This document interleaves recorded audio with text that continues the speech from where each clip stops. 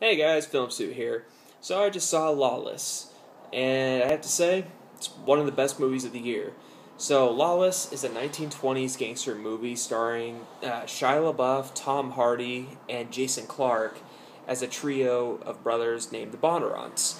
LaBeouf is the youngest one, Jack. Hardy is the oldest one, Forrest, and Clarke is the middle one, Howard. And the three of them, they run a moonshining business in their small Mississippi town. I think it takes place in Mississippi. I can't. Small southern town. We'll just say that.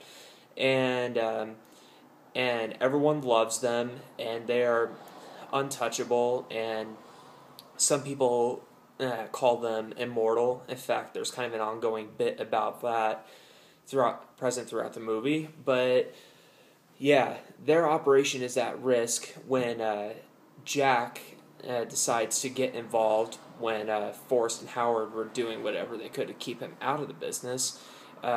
Jack endangers the operation when he gets involved and starts selling their moonshine to this local and powerful gangster named Floyd Banner, played by Gary Oldman, and that attracts the attention of this very, very eccentric and psychopathic U.S. Marshal named Charlie Rakes, played by Guy Pearce. And it pretty much starts an all-out war in their county. And yeah, I have to say, there was a lot more to this movie. I mean, I expected this movie to be good, but yeah, no, it took me by surprise in several different aspects. Like, first off, I'm going to do a little compare and contrast. So a couple months ago, if you saw my review, I saw that Oliver Stone movie Savages. And Savages kind of had a similar plot about a trio who distribute the finest marijuana in California, and when a cartel decides to offer to do business with them, and the trio turn them down, it starts an all-out war. So this movie had kind of a similar plot and similar narration, because both movies had voiceover narratives, and both movies even had commentary about about how violence is in human nature.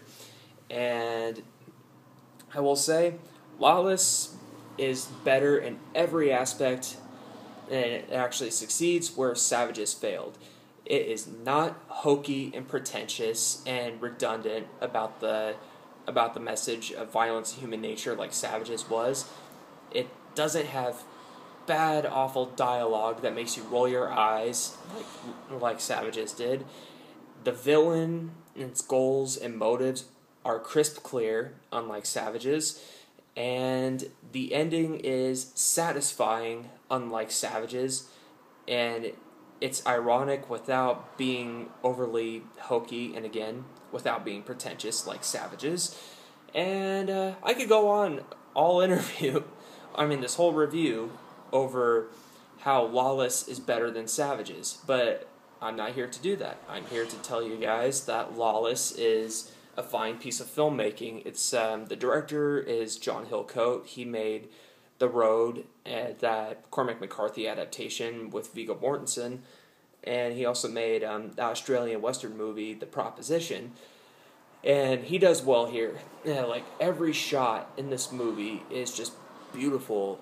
Even when it's ugly, it's beautiful. Like, Hillcoat knows how to light up a camera, and he knows how to capture all angles and scenery, and he knows how to shoot violent scenes. He does well here. The cinematography kind of has similarities to both Road to Perdition and Miller's Crossing.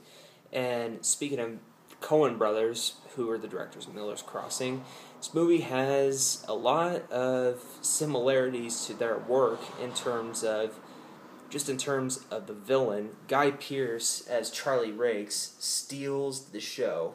Like, he is absolutely terrifying.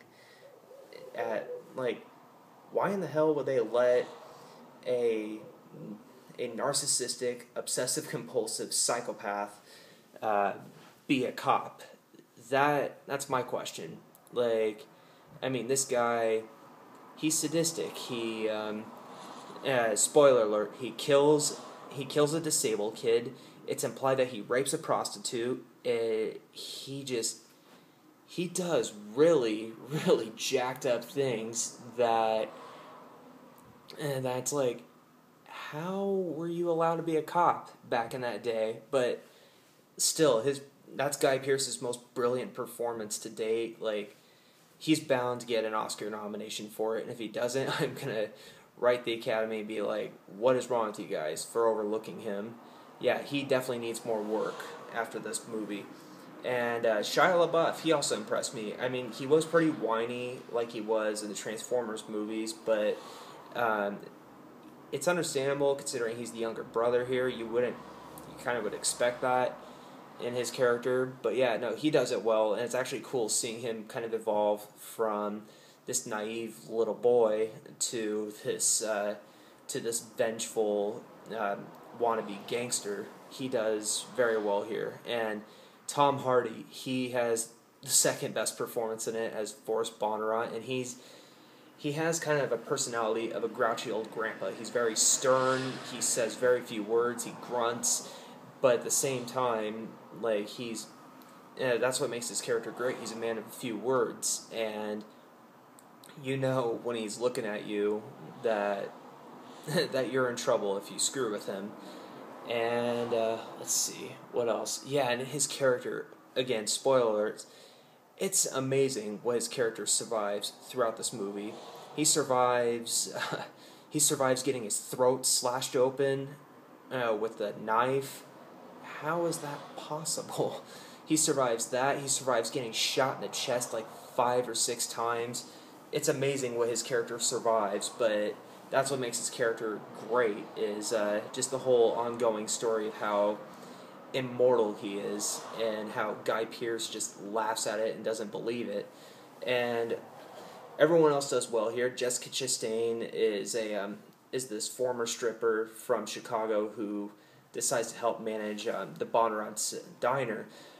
She does well here. Not her best work. I'll say that her best work is still her performance as Cecilia in The Help.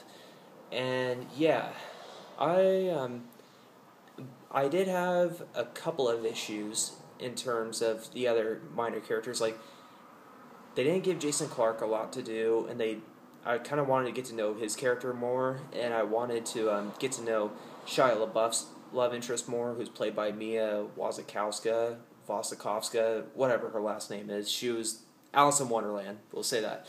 And Gary Oldman, he has third billing, and he only has 2 scenes in the movie. Granted, they're both memorable scenes, one involving a Tommy gun and one involving a shovel.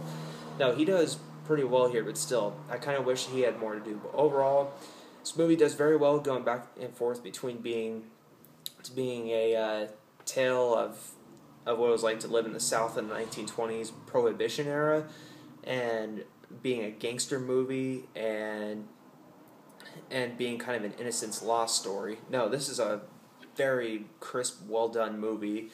I will warn you though, it is extremely, extremely violent. This is probably the most violent movie I've seen all year. So for those who aren't really okay watching violent movies, I recommend you skip this one. So yeah, I give this movie a 4.5 out of 5, and tune in the next few minutes for Premium Rush.